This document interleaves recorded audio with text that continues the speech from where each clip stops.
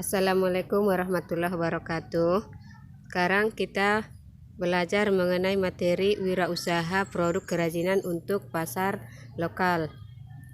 Di sini Ibu akan menjelaskan mengenai wirausaha produk kerajinan pasar lokal, yang mana kita akan membahas mengenai A. Perencanaan usaha kerajinan untuk pasar lokal. B. Perancangan dan produksi kerajinan untuk pasar lokal. C. Perhitungan harga jual produk kerajinan untuk pasar lokal. D. Media promosi produk kerajinan untuk pasar lokal. E. Penjualan sistem konsinyasi produk kerajinan untuk pasar lokal. Dan F. Evaluasi diri pada pembelajaran produk kerajinan untuk pasar lokal. Tujuan pembelajaran prakarya dan kewirausahaan. Yang pertama, mendesain dan membuat produk serta pengemasan karya kerajinan untuk pasar lokal berdasarkan identifikasi kebutuhan sumber daya, teknologi, dan prosedur berkarya.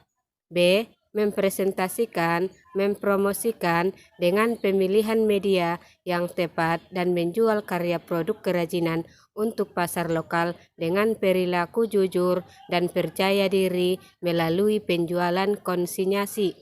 C. Menyajikan wirausaha kerajinan untuk pasar lokal berdasarkan analisis pengolahan sumber daya yang ada di lingkungan sekitar.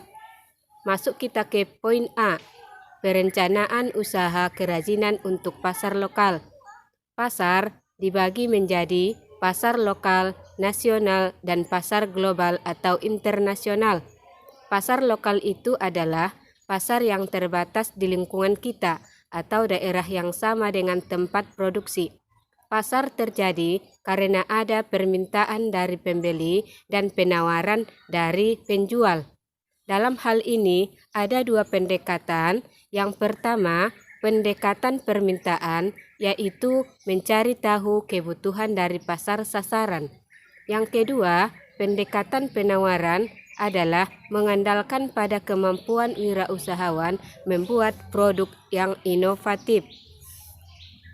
Inilah dia pendekatan yang tadi untuk mengenali potensi pasar. Yang pertama, pendekatan permintaan, dan yang kedua ada pendekatan penawaran. Kebutuhan pasar lokal dapat diketahui dengan melakukan pengamatan terhadap pasar sasaran. Misalnya, mengenali kebutuhan pasar untuk para siswa, kita dapat mengamati pada siswa tentang perlengkapan apa yang biasa dibawa ke sekolah. Perlengkapan ini sangat banyak variasinya. Bisa saja dia ada tas, kotak pensil, sepatu, kaos kaki, dan banyak lagi jenis yang lainnya. Dalam hal ini, sebagai seorang wirausaha harus mengetahui yang pertama, kalau dia Ibu contohkan tas seperti apa yang mudah dan nyaman dipakai, tas seperti apa yang disukai oleh pelajar, warna dan motif apa yang disukai oleh pelajar. Itu dia berbagai jenis yang harus diketahui oleh seorang wirausaha. Maka dibutuhkanlah dia pengamatan pasar atau disebut dengan riset pasar secara langsung atau boleh mewawancarai pasar sasaran. Kita boleh terjun langsung ke pasaran dan kita juga bisa melangsungkan wawancara atau review langsung terhadap konsumen. Kemudian segmentasi pasar sasaran dapat dibedakan menjadi yang pertama geografis atau tempat. Kemudian yang kedua demografis, yaitu meliputi usia, gender, bangsa, etnis, pekerjaan, dan tingkat ekonomi. Yang ketiga psikografis, yaitu karakter kelas sosial, gaya hidup, dan kepribadian. Kemudian tadi kita membahas mengenai perencanaan usaha kegiatan kerajinan pasar lokal. Di sini ada beberapa kegiatan yang harus dilakukan. Yang pertama yaitu mengembangkan ide dan gagasan. Ide dan gagasan ini dapat diperoleh dengan mengenali kebiasaan di daerah setempat.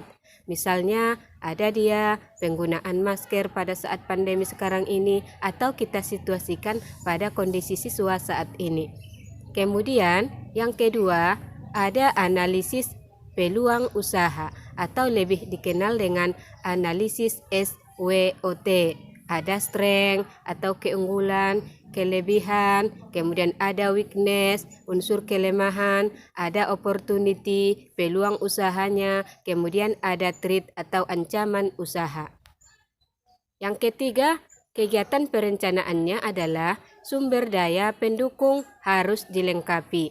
Apa-apa itu sumber daya pendukungnya? Kita kenal dengan istilah 6M, yaitu man, money, material, mesin, method, dan market.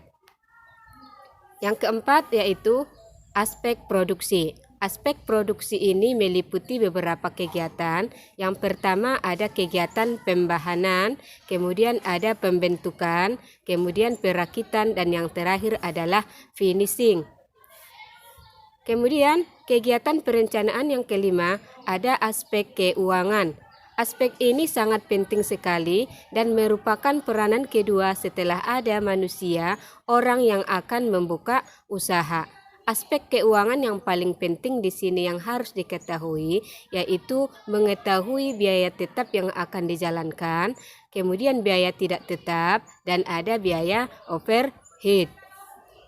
Dan yang keenam, aspek yang terakhir yaitu aspek pemasaran. Aspek pemasaran adalah faktor penting yang dijadikan kunci keberhasilan bagi perusahaan dalam memetakan suatu pasar dan dapat menganalisis kebutuhan pasar sehingga strategi pemasaran berjalan sesuai dengan yang direncanakan. Mungkin itu saja yang ingin Ibu sampaikan. Mudah-mudahan bisa diterima. Kalau ada pertanyaan bisa ditanyakan melalui WA grup. Sekian, Assalamualaikum warahmatullahi wabarakatuh.